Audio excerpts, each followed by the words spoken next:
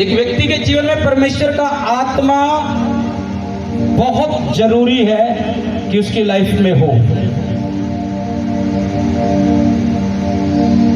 बिना आत्मा के एक व्यक्ति अपनी लाइफ को वैसे नहीं जी सकता जैसे परमेश्वर उसे जीने के लिए कहता है। वो वैसे नहीं चल सकता बिना आत्मा के जैसे परमेश्वर उसे चाहता है कि परमेश्वर तू ऐसा चल, मैं तुझे ऐसा बनाना चाहता हूं। अगर आत्मा नहीं है तो हम उस रीति से चल नहीं पाएंगे जैसा परमेश्वर में चलना चाहिए हमें। एक वचन नोट करेंगे, रोमियो 8 अध्याय उसका 26 वचन, यूहन्ना 14 अध्याय उसका 26 से 30 वचन।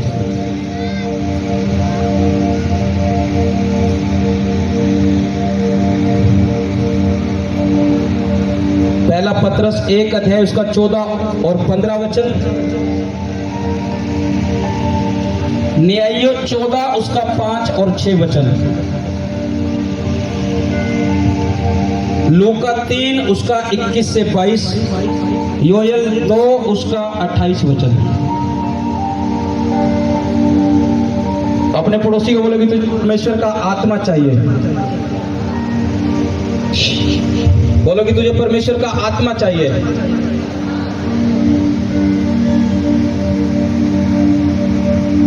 फिर से बोलो कि तुझे परमेश्वर का आत्मा चाहिए।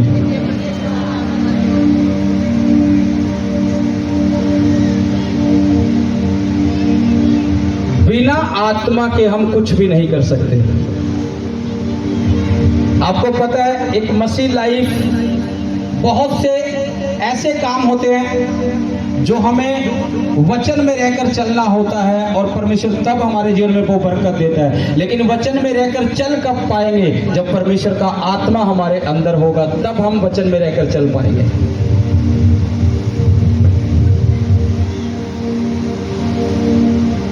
एक वचन पढ़ो, रोमियो के वचन पढ़ेंगे, सुनो ध्यान से। इसी रीति से आत्मा भी हमारी दुर्बलता में सहायता करता है। कौन सहायता करता है दुर्बलता में? कौन सहायता करता है? आवाज नहीं आ रही है मेरे भाइयों। कौन सहायता करता है दुर्बलता में? जब हम दुखी होते हैं, जब हम कमजोर होते हैं, जब हम दुर्बल होते हैं, तो कौन सहायता कर रहा है? कौन? आत्मा। कह रहा है उसी रीति से आत्मा भी हमारी, जब हम दुर्बल होते हैं, जब हम दुखी होते हैं, कमजोर होते हैं, परेशान होते हैं, तो आत्मा हमारी सहायता करता है हमारी दुर्बलता में भी। अगर एक व्यक्ति के पास आत्मा ही नहीं है, अगर वो दुखी है, परेशान है, तो वो और ज्यादा दुखी रहेगा। कारण क्या है? क्योंकि सहायक उसके पास नहीं है, इसी कारण उसका दुख बढ़ रहा है, कम नहीं हो रहा। एक व्यक्ति कहता है कि मेरा दुख बढ़ रहा है, मेरा दुख ऐसा है, कारण क्या है? अगर तुम्हारे अंदर परमेश्वर का आत्मा नहीं है तो तुम अपने आप को कमजोर भी महसूस करोगे और खाली भी महसूस करोगे, क्योंकि तुमने उस सहायक को अपने जीवन में नहीं लिया जो तुम्हारी दुर्बलता में, तुम्हारे हालातों में, तुम्हारी कमजोरी में तुम्हारे साथ खड़ा होता। तुमने उसे लिया नहीं अब तक। आत्मा भी हमारी दुर्बलता में। आगे पढ़ो। क्योंकि हम नहीं जानते कि प्रार्थना किस रीति से करना चाहिए। कौन करेगा प्रार्थना? लोगों के सवाल होते हैं, मुझे प्रार्थना करनी नहीं आती। कितने लोगों को प्रार्थना करनी नहीं आती? हाथ उठाओ, सीधे उठाओ। जिसको प्रार्थना करनी नहीं आती है हाथ उठाओ सीधे। वेरी गुड, कम ही है, बाकी सीख गए हैं, यानी आत्मा पाए हुए हैं। वो कह रहे क्योंकि हम नहीं जानते कि किस रीति से प्रार्थना करना है। अगर तुम्हें लगता है कि मुझे प्रार्थना करनी नहीं आती है तो ये वचन आपके लिए है। कह रहे क्योंकि हम नहीं जानते किस रीति से प्रार्थना करनी है। आगे पढ़ो। परंतु आत्मा। कौन? आवाज नहीं आ रही है। कौन? आत्मा। परंतु आत्मा, हाँ, आप ही ऐसी आहें भर कर जो बयान से बाहर है हमारे लिए विनती करता है, हमारे लिए प्रार्थना करता है। कौन प्रार्थना कर रहा है? आत्मा। तुम्हें प्रार्थना करनी नहीं आती, लेकिन अगर तुम्हारे अंदर परमेश्वर का आत्मा है, तुमने अपना जीवन प्रभु को दे रखा है, तुम्हें प्रार्थना करनी नहीं भी आ रही है, तो परमेश्वर का आत्मा तुम्हें सिखाएगा भी और वो तुम्हारे लिए प्रार्थना करेगा। उसने कहा वो आहें भर भर के विनती प्रार्थना करवाएगा।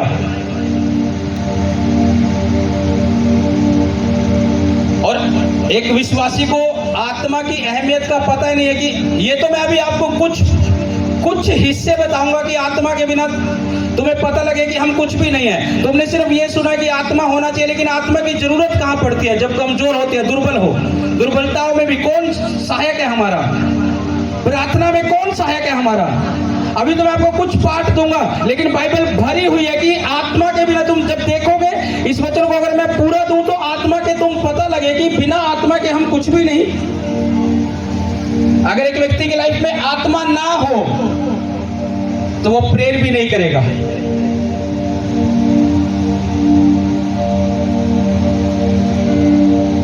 उसने कहा कि आत्मा आप आहें भर भर के प्रार्थना कराएगा। इसका यूहन्ना का वचन पढ़ेंगे। परंतु सहायक अर्थात पवित्र आत्मा जिसे पिता इस वचन को देखो ध्यान से। कितने को पता है कि यीशु मसीह स्वर्ग गया था जीवित? कितने को पता है कि जीवित स्वर्ग गया था यीशु मसीह? सबको पता है? जिसको पता है मारो हालेलुया का नारा। यीशु मसीह जीवित स्वर्ग गया था कि नहीं? लेकिन मैं आपको बता रहा हूं, इस वचन को ध्यान से सुनना, कान खोल के रखना। यीशु मसीह जीवित स्वर्ग गया था कि नहीं? जब तक यीशु मसीह इस दुनिया में था, यीशु मसीह के चेले जो है वो यीशु मसीह के साथ ही थे, संभले हुए थे। लेकिन जब स्वर्ग गया, यीशु मसीह एक बात बोलकर गया था कि एक सहायक मैं तुम्हें दूंगा, अर्थात सत्य का आत्मा। यानी कि यीशु मसीह को भी पता था जब मैं स्वर्ग चला जाऊंगा और मेरे चेले, मेरे लोग नीचे अकेले रह जाएंगे, तो ये बिना सहायक के, बिना आत्मा के मुझ में चल नहीं पाएंगे। समझो इस बात को। यीशु मसीह ने ऐसे नहीं कहा था उसे कि मैं जा रहा हूं स्वर्ग, तुम्हें एक सहायक दूंगा, आत्मा दूंगा। नहीं, यानी यीशु मसीह को पता था अगर मैं स्वर्ग चला गया अपने चेलों को छोड़ के, ऐसे ही अपने लोगों को छोड़कर स्वर्ग चला गया ऐसे ही, तो ये बिना सहायक के, बिना आत्मा के नहीं चल पाएंगे।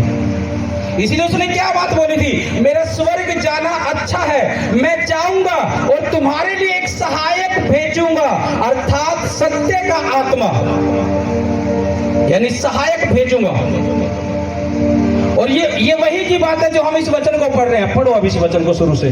परंतु सहायक, ये यीशु मसीह कह रहे हैं, परंतु सहायक अर्थात पवित्र आत्मा, अर्थात पवित्र आत्मा जिसे पिता मेरे नाम से भेजेगा, जिसे पिता मेरे नाम से भेजेगा, वह तुम्हें सब बातें सिखाएगा।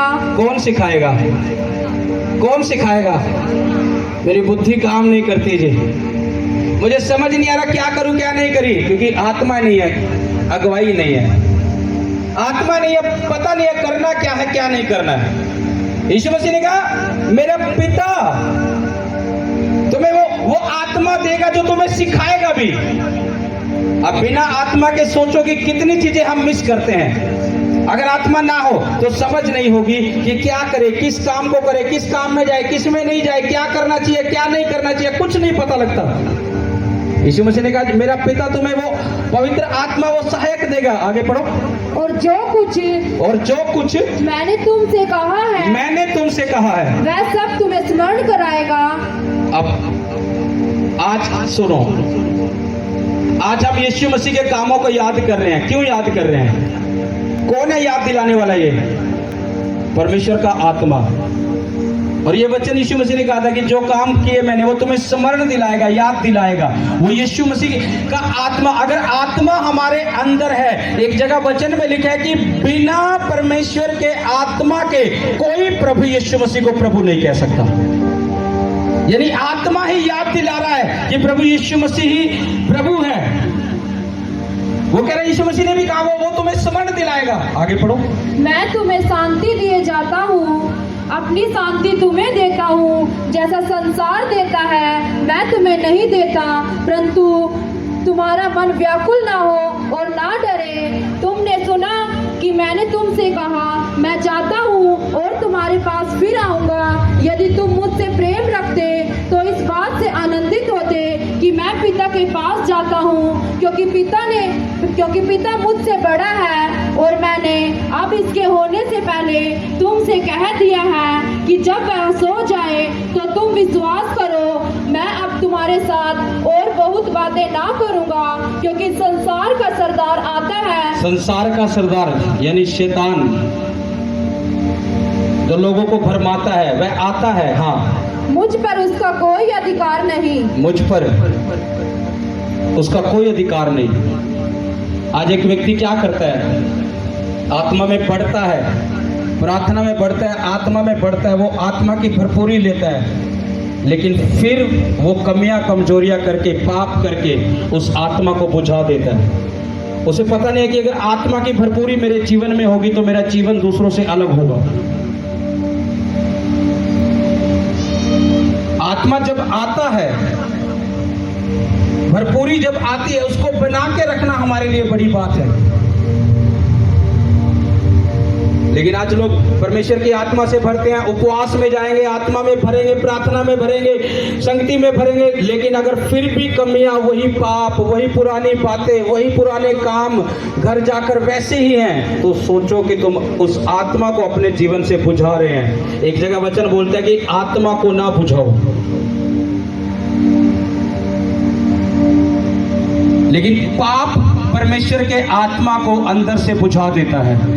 कमियां परमेश्वर के आत्मा को अंदर से बुझा देती है। तुम्हें महसूस एकदम से नहीं लगेगा।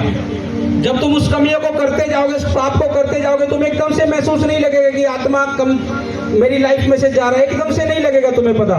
तुम पाप करते जाओगे, तुम्हें लगेगा, तुम कमियां करते जाओगे, तुम्हें लगेगा सब सही चल रहा है, सब सही है, यानी मैं ठीक हूं। लेकिन एक समय आएगा जब तुम उस पाप को करते समय, लंबा समय हो जाएगा, एकदम से वो तुम्हें डाउन में गिरेगा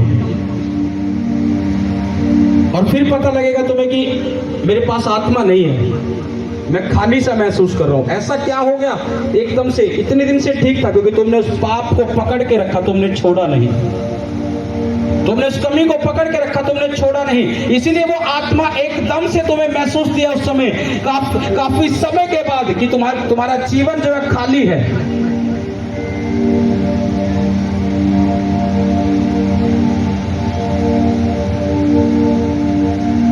जिसके जीवन में परमेश्वर का आत्मा आता है, वो उस व्यक्ति को जीत दिलाता है। तुम्हें पता है, एक आत्मा पाया हुआ व्यक्ति, एक आत्मा से भरा हुआ व्यक्ति अपने हर परिस्थितियों में भी जीत जाता है, चाहे परिस्थिति कैसी उसके सामने खड़ी हो गई हो। अगर तुम्हारी लाइफ में कोई प्रॉब्लम आकर खड़ी हो गई, तुम्हारे जीवन में कोई दुख आकर खड़ा हो गया, कलेश आकर खड़ा हो गया, अगर तुम आत्मा पाए हुए व्यक्ति हो, आत्मा तुम्हारे अंदर है, तो तुम उन परिस्थितियों से भी बाहर निकल जाओगे और जीत जाओगे, क्योंकि आत्मा तुम्हें जीत दिला देगा।